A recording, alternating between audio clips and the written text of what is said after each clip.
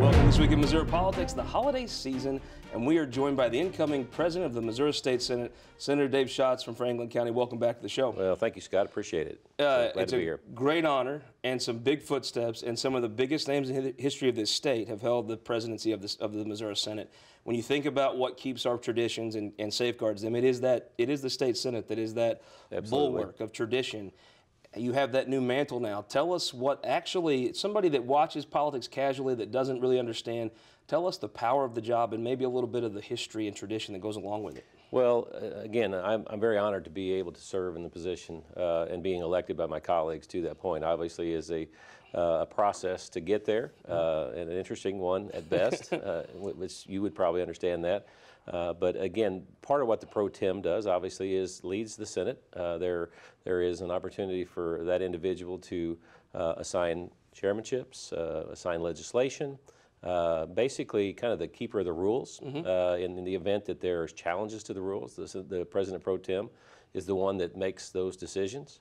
You follow pretty much the history of what has gone on in the past to try to make sure that you are keeping the tradition and the rules in that process, and being fair, I think is paramount. That individual has to be fair. Isn't that really the part of it that to me is interesting? Is in the House, it's meant to run hot. The Democrats have a job of mostly complaining, but in the Senate, there's no, you know, Democrat, Republican, they're all senators. All senators. And again, and like having someone in that position that is going to administer the rules fairly, and each member, and not, again, coming from the House, as a member of the House, I understand how the House ran. The Senate runs completely differently, and the Pro Tem's position is much different than that of the Speaker of the House.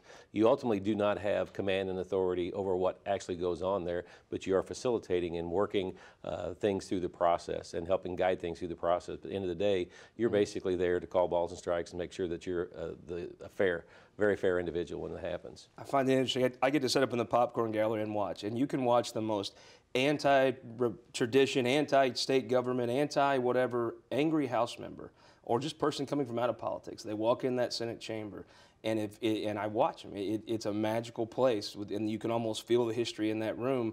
And it changes them. However hot they come in or whatever they're going to do, that Senate chamber, it seems like it is an injection of statesmanship into almost anyone that serves there. You know, I came in, obviously coming over, served 4 years in the House, and it was an adjustment for me to understand that. The first year that I had there was frustrating because I was used to, you know, things being a little differently and how the process worked, and it changed. And over the last 3 years that I've been there, I've learned to appreciate the Senate and how the Senate operates and the dynamics of the Senate. And so I think that's something that it took a while to get there. I appreciate the time that I had in the House, but being a member of the Senate really is truly something to behold and be glad and thankful for. Time-honored tradition of people sitting on the House side being like, what are they doing, talking all, what, just past stuff. And then when you come to the Senate, you're like, okay, I get it now. This is it. You've complete the picture. Let's talk about something that the word on the street is this session, if you have a bar card and you're a trial attorney, it might be a long session for you. Some people can make out, you can argue tort reform many different ways. It's something I know you've supported, it's something a lot of folks are talking about. Give me a couple tort reform measures that you feel are common sense and how they would actually impact Well, I think that at the end of the day, I think what we've been working on these tort issues for a multitude of years, and typically most legislation is not a one-time shot, does not come through the process. And so the tort issues that we're faced with are going to be what I'll call retreads of issues that we've been dealing with. We've been working to try to come to a compromise, and I think one of the bigger ones out there is joinder and venue, and how that particularly works and how that's impactful. Give me, like, for the non-lawyers out there, the 5 cent, what that is. Well, obviously, whenever attorneys have the ability to join cases together and bring individuals in that, and you keep that cap under 100 cases, I believe it becomes a class action suit if you go in excess of that. But they will collectively put maybe cases together that don't come from the same dynamic. And what we have seen, or what has occurred in this process, is that they exploited that. They've probably put some cases in there that really didn't have a lot of merit, but when they do, obviously they get involved and get in somewhat in a settlement type of a situation. And so the fact that they're able to join those cases, and then the venue's very, very specific and very important, as well as where's that case to be tried. And I mean, the bottom line is everybody wants their case tried in the city of St. Louis, right? Absolutely. And the city of St. Louis has become known as the #1 judicial hellhole in the United States. And just for a person in Sedalia, you want to be sued in the city of St. Louis because, frankly, that's the more liberal folks may be willing to do more liberal settlements. Is that the logic? That is the case. I mean, the jury awards that they've seen, more favorable, obviously, that's why they want to be in St. Louis, but it's clogging up the court system. And that's something that we need to address. And I think that the trial should be had where the damage occurred. If it occurred in whatever county it was, that case should be tried in county. And there are times when venue should be changed for particular reasons. But if a case, someone coming into St. Louis City and trying a case that should be tried in St. Joe or Lebanon or wherever that case should be tried, again, simply because they're trying to game the system, try to get a more favorable award, is what we're trying to avoid. I think there's a common sense approach to that we can probably come to. You know, there are perfect times when there should be cases, should be adjoined, and there are places in the venue should be correct. But again, I think that's one of the things that we have to get resolved and make sure that they're just not gaming, exploiting the system like I believe that some have in the past. Let's talk about an award you received this weekend from the Police Chiefs Association. Sure. Quite an honor. Yeah, the Missouri Police Chiefs Association obviously has given me the honor of the Legislator of the Year. We worked very closely with them this year in passing some legislation that was very important to them.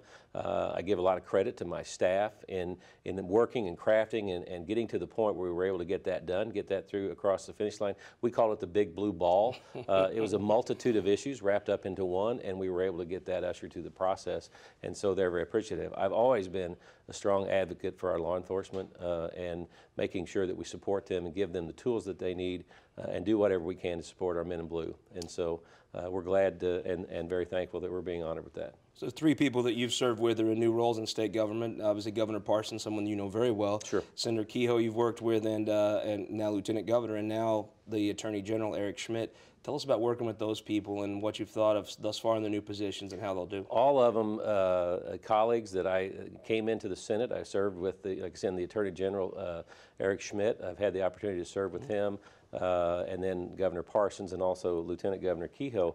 Every one of them, what I would consider to be class individuals. Obviously, I'll call them statesmen. I believe that each and every one of them are some of the highest quality individuals that we could expect to be in those offices.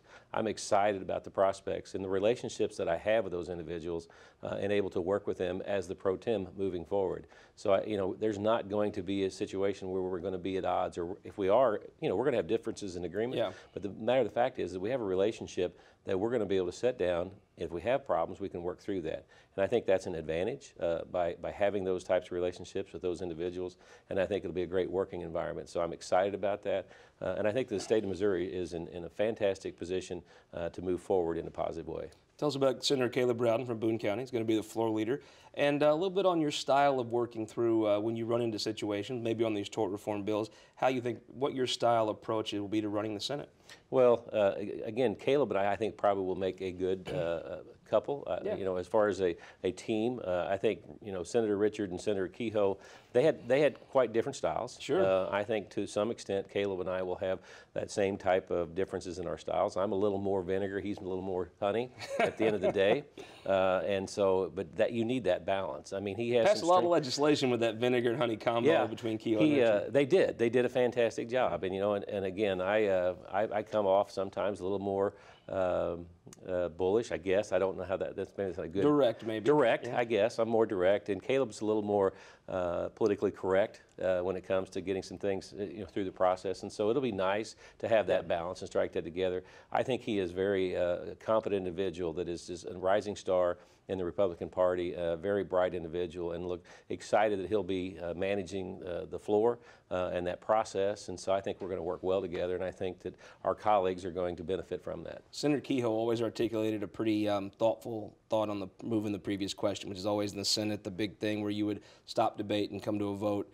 He always talked about how it's a delicate balance. The minority can't overstep and the majority can't overstep. What is your views on using Well, I think that's correct. I think at the end of the day, I think one of the things we've seen, Scott, with term limits is that we've seen maybe an abuse of both sides of maybe the filibuster and the previous question, because of term limits. And I think at the end of the day, it takes 18 members, to move the previous question. So that's a majority of individuals, and you can't, one individual, myself or the floor leader, can't direct that and can't necessarily make that occur because it takes 18 people to make that happen. But I think that what we've seen last year in our session that we had, we did not have to move the previous question. Yeah. We worked through our issues. I think we had one of the most successful sessions in my tenure in the Senate, in my 4 years there. Again, but it was a way that we went through it. We negotiated. Everybody didn't get everything they wanted, but as long as people are willing to come and negotiate in good faith, maybe we don't have to get to that point.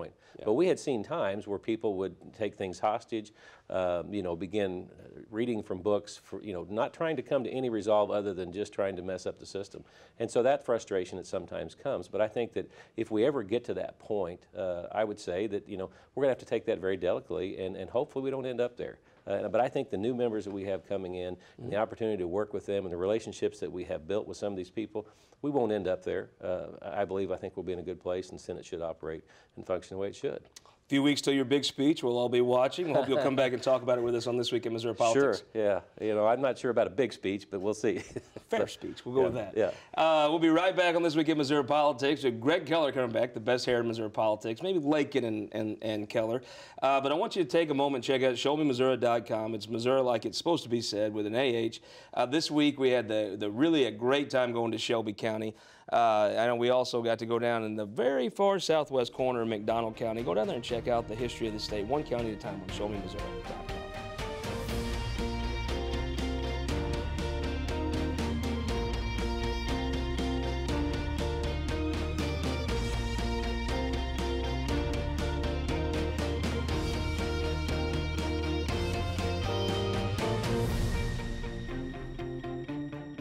For more than a century, the St. Louis Carpenters Union has shaped our communities.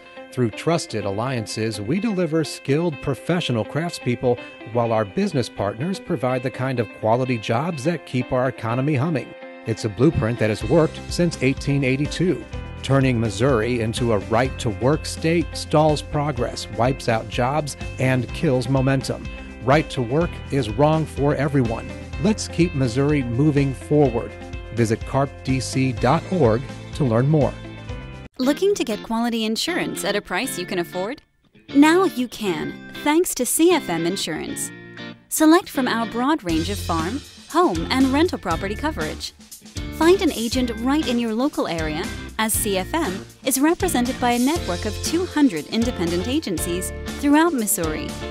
For personal and dependable service, from a company with a history of insuring the families of Missouri that dates back to 1869, visit WeInsureMissouri.com and find an agent near you today.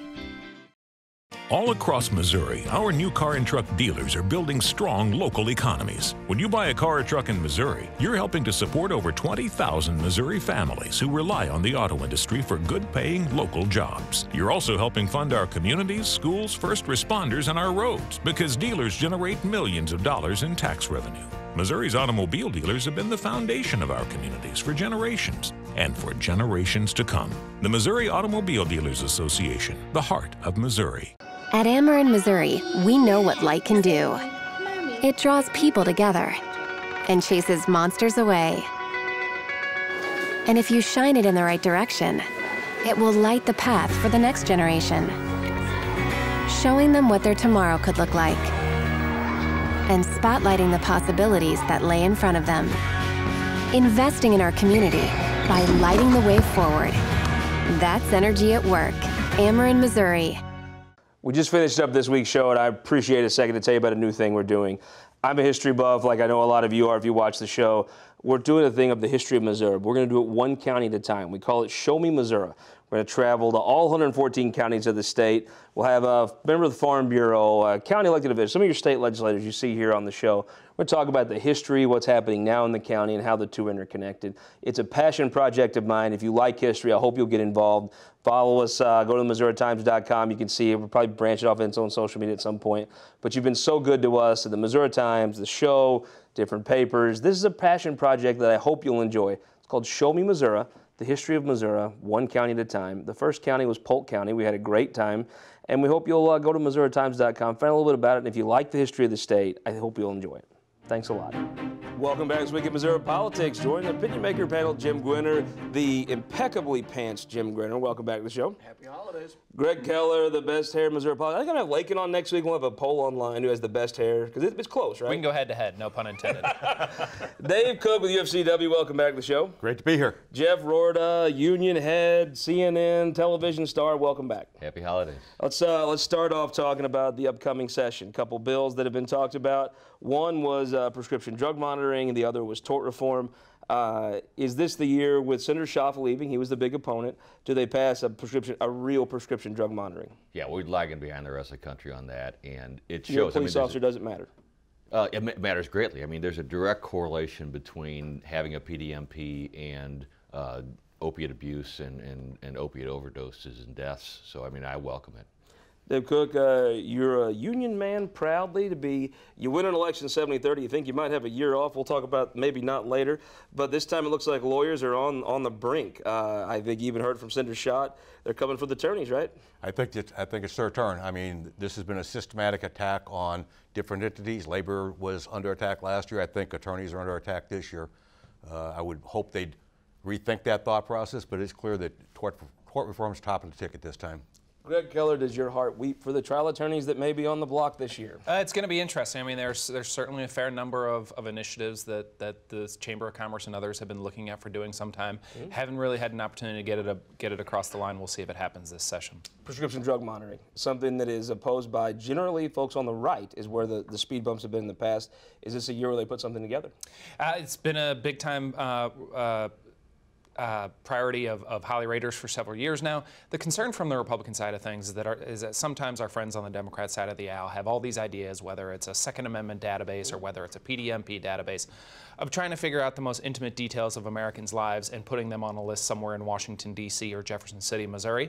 We'll see how it turns out, but that's really the concern coming from the conservative community. You're somebody whose Twitter account will be watched on this. Do you think it's possible to find a way to satisfy both sides? No, I think it's just going to be a battle of a test of the wills and see who wins it. What happens? I mean, you have folks on the right that can never be convinced that this won't be abused.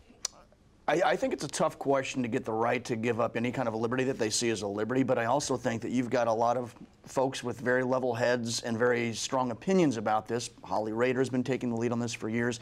I think come March, we're going to have a very good sense of what's going to happen if it moves through the first chamber, moves to the opposite chamber. Does the Senate slow it down? We've got some new faces in the Senate that may or may not like it as much or a little as Schaaf. Tort reform train's loading up, right?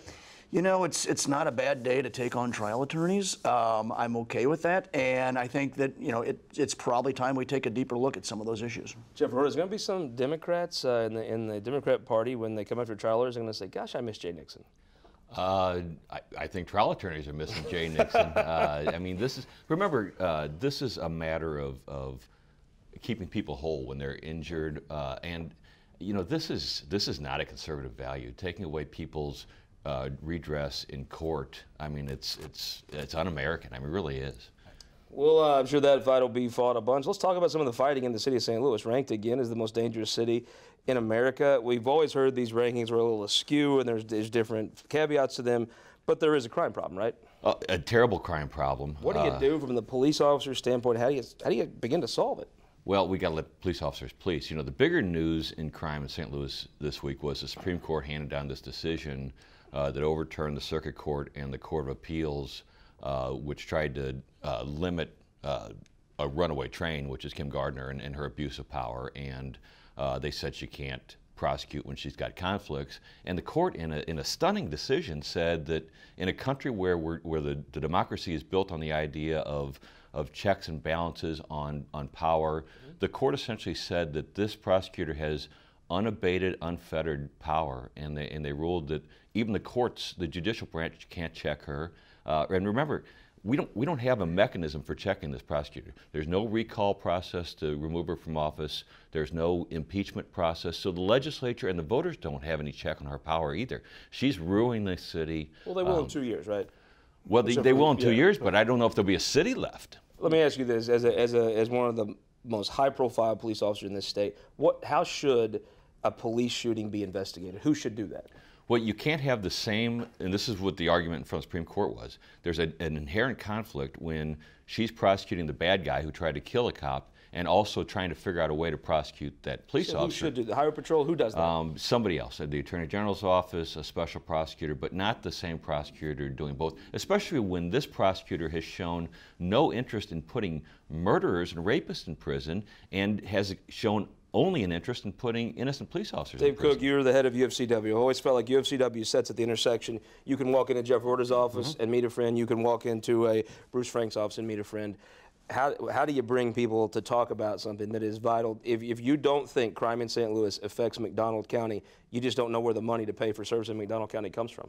Absolutely. We've got to get crime in St. Louis under control. Now, I will tell you, I don't think we're being measured fairly when you talk about the highest crime city, if you look at metropolitan areas, but there is a crime issue.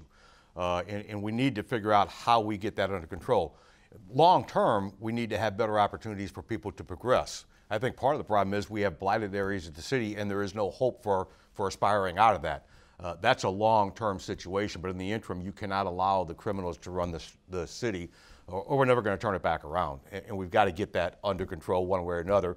So what I'm saying is beer summit at your office. Beer summit at my office. Jim Gwinner, they bring this problem to the legislature. The legislature's going to be pro-cop all day and twice on Sunday, right? I do think so, but I also think that the crime issue in St. Louis, it's not something that happened overnight. This took decades to get to the point where it is, and it's going to take time, and it's going to take some thoughtful legislation or some thoughtful action to get out of that. And I don't think a city-county merger is personally the best way to go about that, but we need to get a better handle on the St. Louis city crime, and as a region, we need to look at those things as a region. Gregg Keller, you're a city mouse from St. Louis County. I'm West Butler County hillbilly. The fact is, and we don't like to admit it out and out state, there's no money for roads in West Butler County if St. Louis County doesn't do well. These things matter. Yeah, they matter, and to Jim's point, I mean, I think there is going to be a pretty serious push going forward to merge the city and the county. What's that look like? Well, I think it would probably be a statewide ballot initiative, probably in 2020. I think it would be a very expensive campaign. I think it would be winnable. I think it's an issue that actually can be won in rural Missouri on a political basis if you use some of the right messaging. Well, you got to tell us Hicks to stick it to the city folks, right? I think that's probably part of the case, yes. So I think it would be an expensive campaign. I do think that it's doable, but I do think you would see Missouri start to go way down in some of these measures whereby we're held to account poorly against other cities. You look at the murder rate, we'd be the 9th or 10th largest city in America, and you'd see our per capita murder rate go way down. Could Mike Parson lead that campaign and run for re-election at the same time? I think so.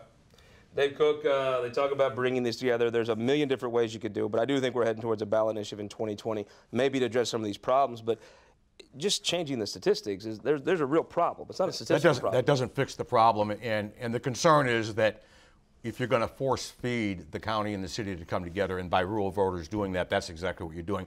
That doesn't address the problem. You need the residents here, which are the economic engine of the state, to want to merge and figure out the problem ourselves. Now, granted, it hasn't been done, but force feeding us into a city-county merger when it's not our desire because some podunk from Butler County, as you said, is voting for it, that's not the right way to address the problem. It's a little left-handed to say folks in Pettis County are to decide, where the lines for the city should be. Well, let's real quick. Let's go back to this notion that the St. Louis City's crime problem is just a statistical problem because of them being so concentrated.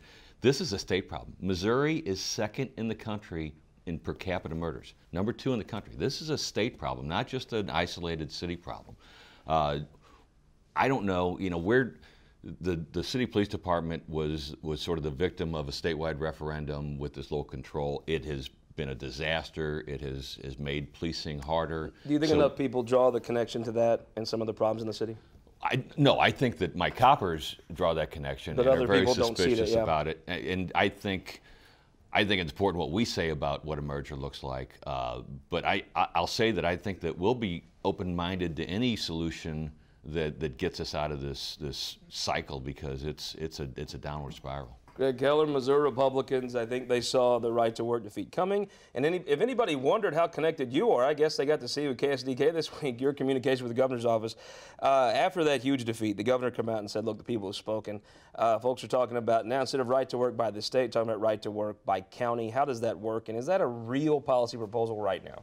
I think it's a real policy proposal. I mean, right to work is as American as apple pie, and I think the only thing as apple pie is giving people an opportunity at the local level to determine whether or not they want to create jobs and economic activity in their particular county. This is being done in plenty of other states. Kentucky has done it recently to great effect. It's being done, frankly, in states that are getting a lot more in economic activity and a lot more businesses relocating within their borders than we're seeing here in Missouri, which is pretty much at zero these days as a result of us not being a right to work state. Jim Gwinner, folks are going to say the people spoke, right? The folks that didn't want a highway tax increase said, hey, the people spoke, leave it alone. Well, the people spoke argument, is it one that only works when they agree with you, or does it work? Well, I think to your argument at the highway, the potholes are still there, the infrastructure is still bad. We need to look into how we fix that. With the right to work, you're always... Can you credibly do that right after the people said no? Well, I recall it was a close election for the right to work. It was pretty...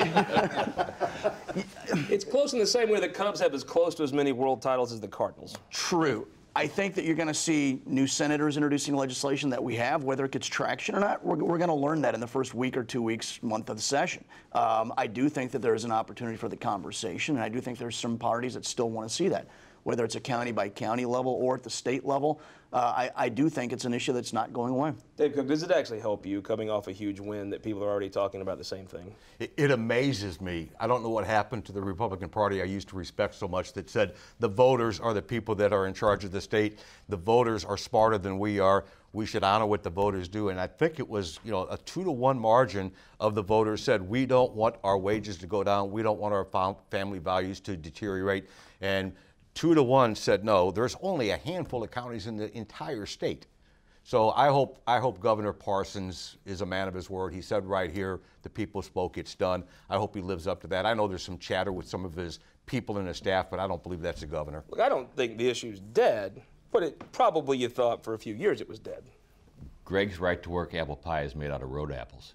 I mean, this is a fringe idea that's propagated by a handful of greedy billionaires that have nothing better to do. I mean, this is not economic progress. This hurts the state and hurts workers. Speaking of Governor Parsons, real quick, his appointments: Kehoe, Schmidt, Sylvie, Cornell, quality appointments. I think by every fair person would say these are some good people. These are people in the Republican Party that I have a great deal of respect with and had great working relationships. Schmidt and Kehoe in particular, both very, very pro-police and encouraging to see them there. People have policy differences with the governor.